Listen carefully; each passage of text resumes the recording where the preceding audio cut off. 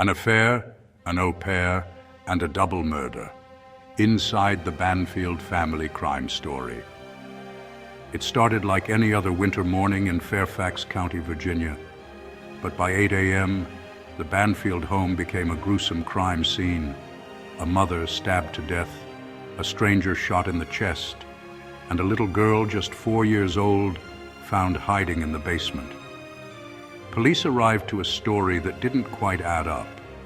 A husband claimed he killed an intruder, but as detectives peeled back the layers, they found something far darker: a secret affair, a live-in au pair, and a twisted online fantasy that spiraled into bloodshed. Behind the closed doors of this suburban home lay betrayal, obsession, and manipulation, a deadly love triangle with global headlines and courtroom fireworks. This is the chilling story of Brendan Banfield, his wife Christine, their Brazilian au pair Juliana, and a double murder that still has people asking, who really planned the killings? Meet the Banfields, a suburban life that fell apart. To neighbors, Brendan and Christine Banfield looked like the perfect couple. Brendan worked in law enforcement with the IRS. Christine was a pediatric intensive care nurse, beloved by her co-workers and patients. They lived in a quiet suburban neighborhood in Fairfax County with their young daughter, and at one point, a live-in au pair helping with childcare. But under the surface, things weren't as perfect as they seemed. Christine was dedicated and often away for long hospital shifts. Brendan, on the other hand, seemed to grow distant. At some point during Christine's absence, a relationship began, not with a co-worker or friend, but with someone living under their own roof. That someone was Juliana Perez Magalhães, a 23-year-old Brazilian au pair who'd become part of their family. She was trusted. She helped raise their daughter, but she also became Brendan's lover. As their affair grew, Christine reportedly had no idea, but friends noticed a change. Brendan became colder, more withdrawn. Something was brewing behind closed doors. What nobody knew was that this affair would eventually pull the Banfield family into a deadly spiral, one that would end in 2 lives lost, and a third forever changed. The au pair who became the mistress. Juliana Perez Magalhães came to the U.S. through a cultural exchange program, taking a role as the Banfields' live-in au pair.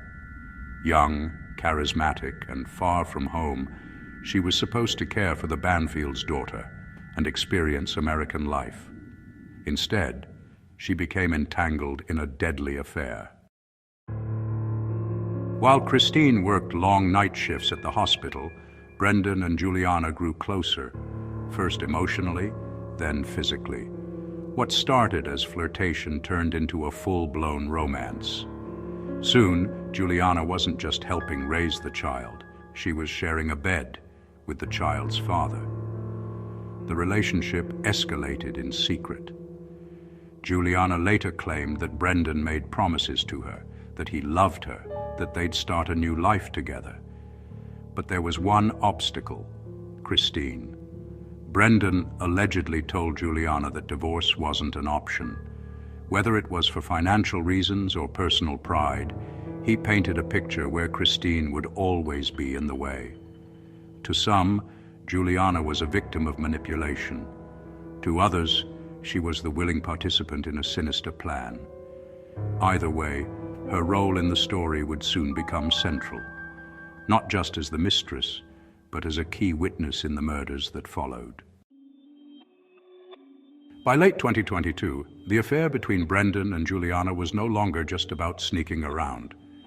Prosecutors say it evolved into something far more calculated and dangerous. Brendan allegedly created a fake online profile on a BDSM fetish website, using his wife Christine's name and photos. Under this false identity, he began messaging men, playing out domination fantasies. But it wasn't just for kicks. That's how Joseph Ryan, a man from Oregon, entered the picture. Ryan, 39, had no idea he was being lured into a deadly trap. Thinking he was responding to a real woman interested in a BDSM encounter, he agreed to visit the Banfield home. Brendan gave him the address and directions, all under the pretense of meeting Christine in person.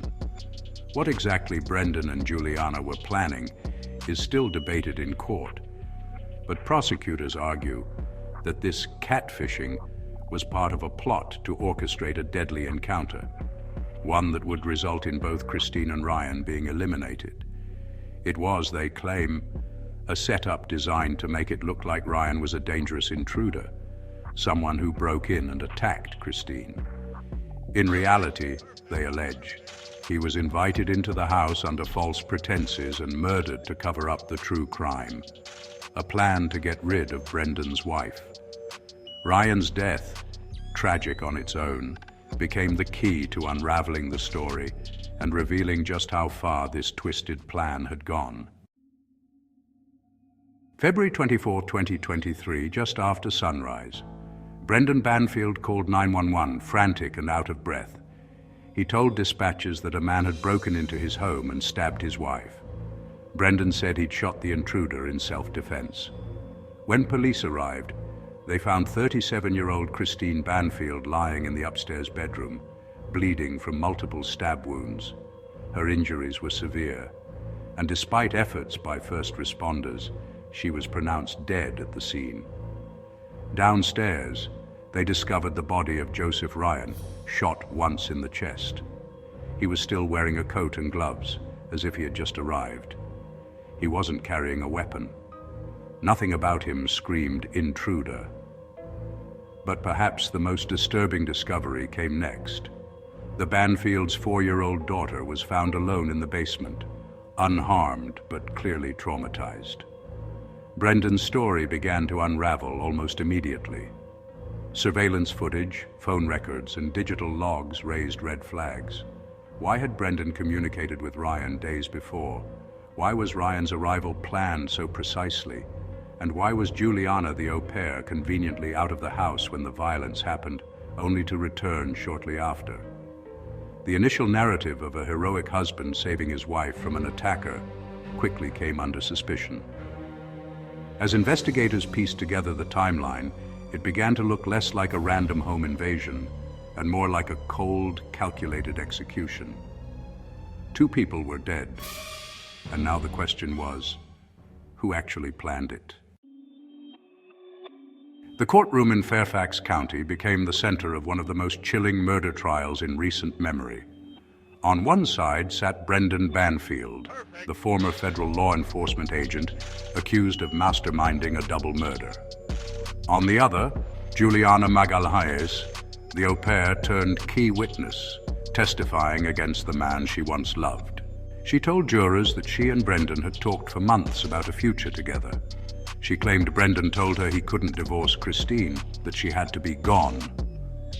Juliana said they discussed how to make it happen and how to make it look like an accident or home invasion.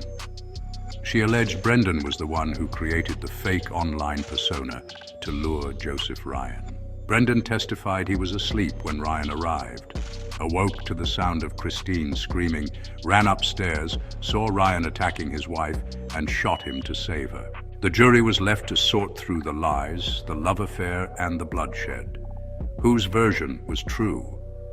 Was this a carefully orchestrated double murder, or a chaotic tragedy fueled by jealousy and deceit? With no security footage from inside the home, the verdict would hinge on testimony, digital footprints, and credibility. With 2 conflicting stories, the forensic evidence became the battleground. Investigators analyzed blood spatter, fingerprints, and digital records to determine who was telling the truth. One major piece of the puzzle, the scene in the bedroom. Forensic experts testified that the blood patterns were inconsistent with Brendan's version of events. They argued that Christine's injuries indicated a prolonged, targeted attack, not a struggle interrupted by a heroic husband. Digital evidence also raised serious doubts.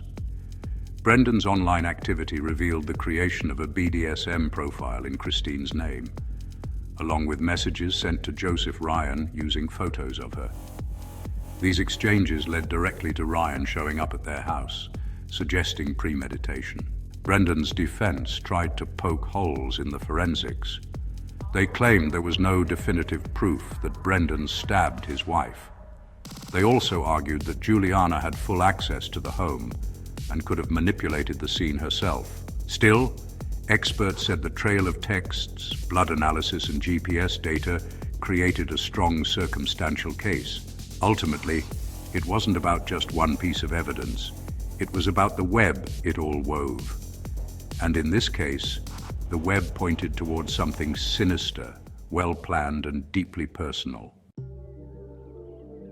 The consequences of this case are massive for Brendan Banfield, for Juliana Magalhaes, and especially for the child caught in the middle.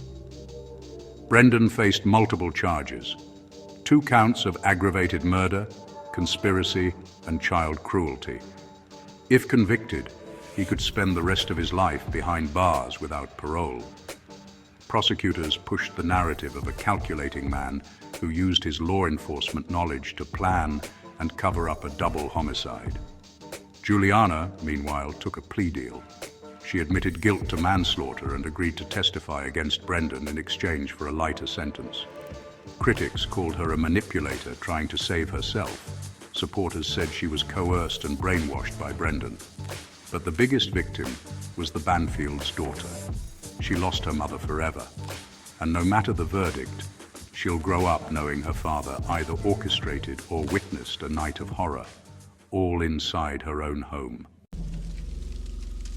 As of early 2026, the jury continues deliberating. The trial has captivated the public with its shocking mix of sex, betrayal, and murder, all hidden behind the walls of a seemingly average suburban home.